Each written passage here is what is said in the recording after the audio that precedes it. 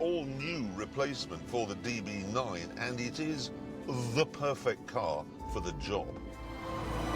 It even comes with 3 running modes. You've got Sport, Sport Plus, and the one I'm going to use, GT, Grand Touring.